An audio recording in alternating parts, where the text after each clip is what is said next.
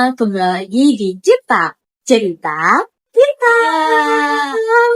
Di hari ini kita kedatangan tamu spesial, teman dekat aku, namanya Rita. Hai.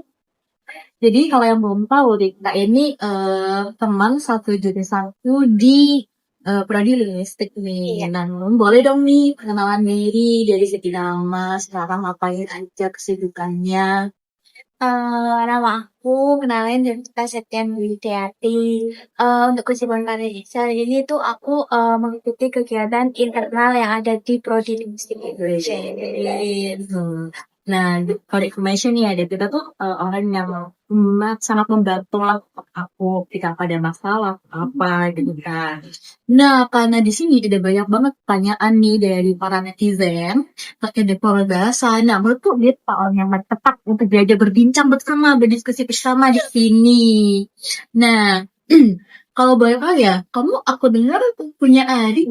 Iya. Umurnya berapa ya? Umurnya 3 tahun. Oh, 3 tahun. Nah, ini coba nih sama pertanyaan juga. Ada beberapa netizen yang ngomong nih ya, ada di anak usia SD ya, 3 tahun kan. Itu kan pasti mereka udah bisa ngomong kan. Nah, ada yang nanya nih, kalau misalkan apa sih bedanya pengolahan dengan pembelajaran bahasa? Kamu banyak. Kalau menurut aku pengolahannya itu lebih ke secara alami. Didapatkan secara alami.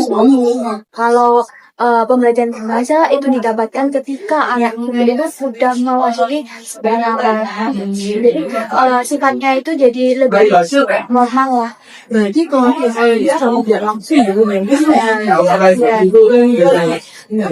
jadi ya kamu yang nggak bisa sekolah kamu nggak sih ada yang tahu ya sih ada Iya. apa ya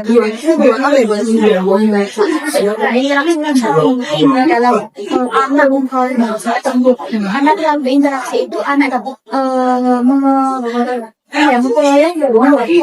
bahasa tersebut berinteraksi. Iya, kamu sendiri sering nggak interaksi sama adik kamu? Iya, sering banget ngajak-ngajak bermain seperti itu. Tapi kalau aku ya, selain dari itu tuh dari interaksi juga ya, itu bisa memperkuat gak sih dari sisi pemahaman seseorang dalam bahasanya. Itu kan kalau anak-anak tuh kayak awalnya cuma tahu karena tapi nggak tahu dari sisi pemahaman kan, itu tuh ngapain gitu. Oke, menurutku bagus banget ya. Iya. Itu sangat penting juga buat kamu lagi. Mungkin menurut kamu di umur 2-3 tahun itu termasuk tahap anak tuh. Kalau memulai bahasa itu. Iya, kalau pengalamanku ya dari waktu belajar di ini anak yang itu udah bisa ngomong dari sini pola SPOK. Jadi dia udah mengetahui gitu loh kayak SPOK apa yang dia menjadi subjek, meskipun nggak yang secara pola ya kayak itu apa gitu, tapi sudah mulai lah mengucapkan dari pola itu. Jadi dia sudah udah tahu merangkai aku gitu. Tanya di sini, aku mau makan seperti itu. Oh iya. Sampai. Mungkin juga dari sini tuh ya dari kamu juga udah mulai menggabungkan kakak tuh semua di bawahnya cuma mau satu kakak. Iya. Nah tuh selesai tuh biasa udah mulai menggabungkan gitu kan. Coba tadi ya ngomong aku mau makan, kan dia sudah mulai menggabung antara anak pertama dengan kakak kedua. Oh iya, berarti adik sekarang udah bisa kayak aku mau minum, aku mau minum. Nah itu kalau nggak salah sesuai nih sama yang si Iya. Yang ada di buku sekolah dan Joli. jadi ya kita pernah baca juga ya. Nah si juga kan dia mengamati juga nggak salah ya. Nah itu bisa juga sih. Iya, Iya. Nah menurutnya dari yang ini gimana? Kalau yang sepemahamanku ya, itu tuh biasanya bahwa pemahaman bahasa yang diperoleh oleh Eja itu didapatkan dari interaksi dengan selain ada juga didapatkan dari biologis juga. Oh, berarti seorang bahasa jadi dosen pada saat mengamati sisi ini mengetahui kalau penggunaan bahasa tidak hanya dari segi interaksi saja, tapi juga dari biologisnya juga ya. Ya ngomong-ngomong nih pemahaman bahasa. Kita tadi memperoleh terus kan ya. Terus kan ada bingung ya. Ini kebetulan juga ada yang nanya menjadi para netizen kan. Kak, gimana sih cara biar bisa mendukung pengenalan suatu bahasa itu agar bisa meningkatkan lah dari segi pengenalan anak-anak itu. Namun gimana?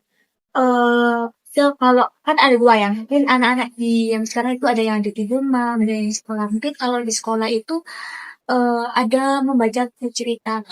Melalui membaca cerita, anak anak bisa bertanya ke gurunya kayak membaca cerita itu siapa yang malam ini jadi terus ayah itu siapa seperti itu. Nah dari situ itu bisa anak itu bisa memperoleh kata-kata atau memperoleh bahasa baru. Berarti itu kalau di sekolah ini hampir sama dengan perempuan di rumah ya. Kalau di rumah kan dia tuh lebih ke interaksi terus kan kalau di rumah kalau nggak tahu keterangan aku tuh secara tidak langsung ya dari reaksi yang kita terus sensor gitu kan. Meskipun ada beberapa orang ya, kalau sensor itu nggak terlalu perlu gitu. Tapi menurutku itu sangat perlu ya buat merangsang apa-apa. Terus juga ada yang namanya bercerita kan biasanya ada beberapa orang yang menerangkan sebuah itu bercerita tentang hal jadi secara nggak langsung juga merangsang dari pemain bahasanya. Iya, biasanya tuh pemrolehan bahasa diperoleh dari rumah kemudian didukung dengan yang berada di sekolah. Gitu. Nah, kebetulan nih itu ada pertanyaan lain dari mulai ya. Makasih banget ya. Iya, terima kasih juga sudah diundang. Iya. Nah, baik sekian itu dari podcast Cipa hari ini. Sampai ketemu lagi di next cerita selanjutnya. See you.